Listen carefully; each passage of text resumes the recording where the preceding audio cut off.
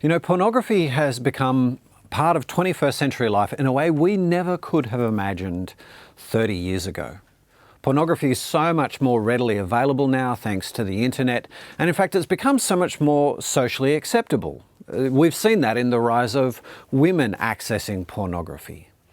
But you know, pornography has a really devastating impact on the lives of loads of Christians. Partly it can be the habit that's formed that might even lead to addiction, but what it really does is rob us of joy.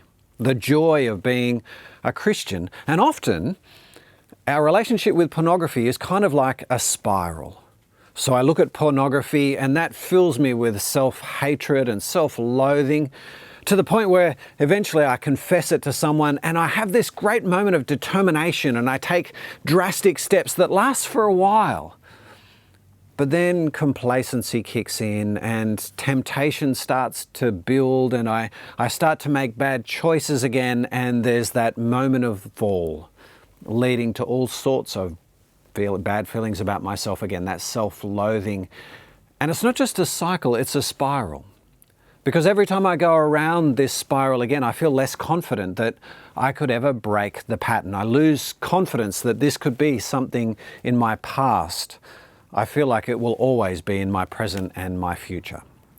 And you know, one of the great blessings to us in the last few years have been things like Covenant Eyes, which have essentially taken away the opportunity to look at pornography. It blocks sites and it gives me accountability, and I'm actually a huge fan of things like Covenant Eyes, and in fact to work for our church you have to be willing to have those things put on your computer. And yet when you think about it, the gospel does more than just change our circumstances and our opportunities, doesn't it? Jesus changes our hearts. He gives us the Holy Spirit who changes our hearts and our desires. And so I want to think into that dynamic for a moment. How can we change our hearts and our desires when it comes to pornography? And I want us to think into that moment of temptation. If you've ever struggled with pornography, you'll know that there are those moments of temptation. You might be at home alone, you might be bored, and that thought comes into your head, maybe I could look at pornography now. And often what happens with temptation is that we get carried along by the momentum of it, don't we? The thought leads to the action so quickly that before we even know what's happened, we're done and dusted, and we've fallen. What we need to do is break the connection between the impulse, the first moment of temptation, and the action. And in fact, we need to bring the gospel into that moment of temptation. And here's a way that I think we might be able to do it. The first thing we need to do is recognize the lie that's being told to me.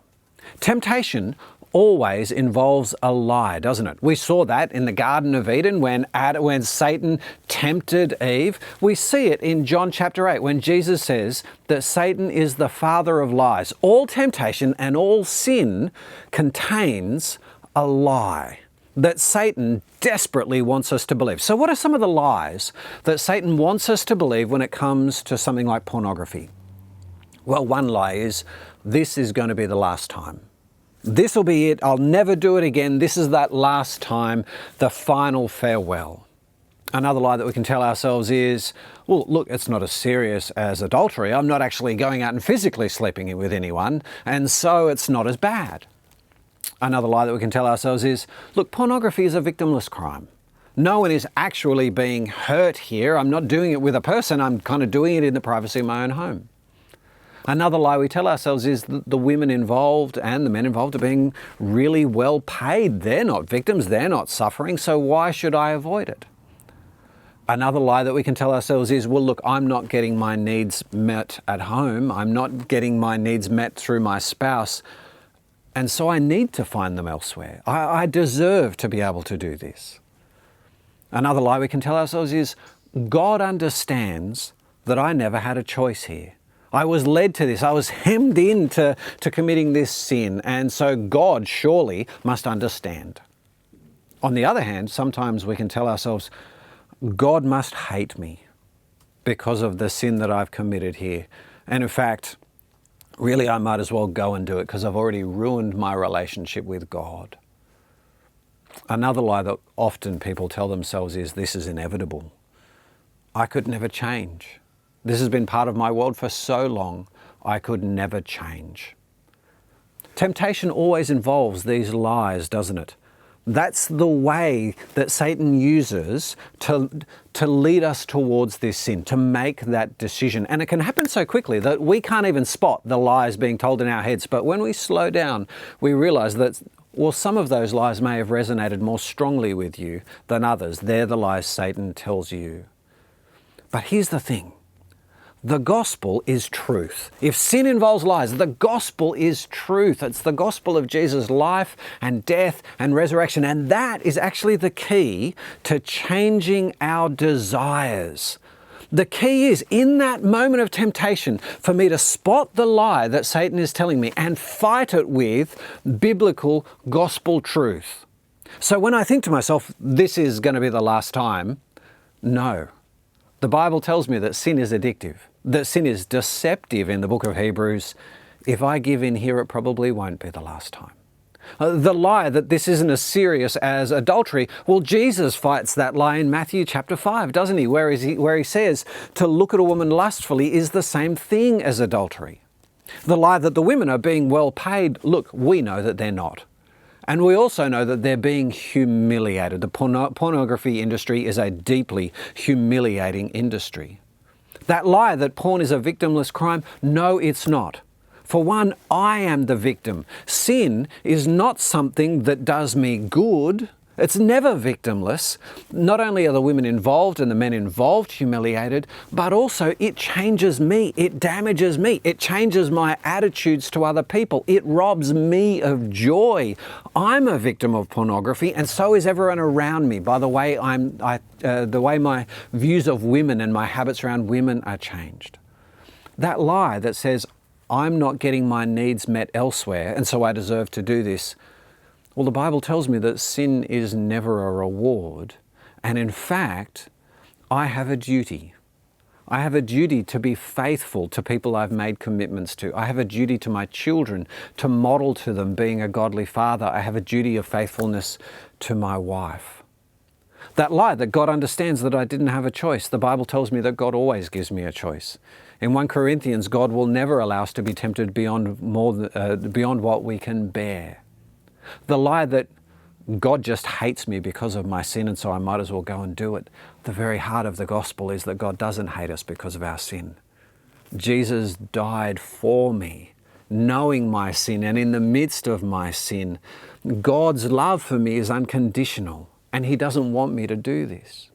The lie that this is inevitable and that I can't change, well, isn't the great promise of the gospel that we can change by the power of the Holy Spirit? The great truth of the gospel is that Jesus rescues me from the guilt of sin and the penalty of sin, and also from the power of sin. By the power of the Holy Spirit, I can change. You see, what we need to do here is build a skill. It's the skill of inserting the gospel, dwelling on the gospel, preaching the gospel to myself in that moment of temptation. And so I need to build the skill of recognizing that temptation is coming. I'm home alone. I'm bored. There's a computer over there in the corner. There's my phone or my iPad. Recognize that I'm in danger. Recognize that I'm beginning to feel tempted. And then the skill of identifying the lies that Satan is telling me. What lie is Satan telling me in this moment to make looking at pornography justifiable? What lie does he really want me to believe?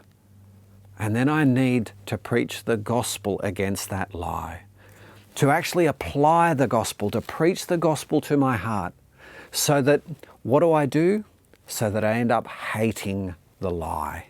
I end up hating the sin. I end up hating Satan all the more because he's the one lying to me. He's the one that's trying to drag me down and hurt me. And at that moment, I need to hate that lie and cling to the truth and pray. Pray that God will convict me of the truth. Pray that God will make me hate sin and love purity. I need to pray in that moment.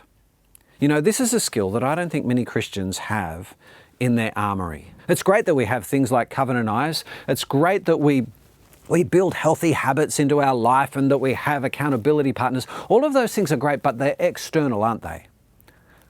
I'm convinced that the internal application of the gospel is actually the most helpful way forward, because when we apply the gospel in that moment of temptation, we're not just changing our circumstances, we're changing our desires. From desiring to sin, being tempted to sin, to hating sin, to recognizing Satan's strategies and lies. So once I realize I'm being lied to, I hate Satan all the more. And once I realize that Jesus is speaking truth, I love Jesus all the more and I want to obey him. So, next time you're tempted, next time you find yourself in that moment where Satan is lying to you, why don't you try this method? Why don't you try that method of spotting the lie, accessing the gospel truth, preaching that truth to yourself, and praying that Jesus will strengthen your resolve that you may obey and glorify him.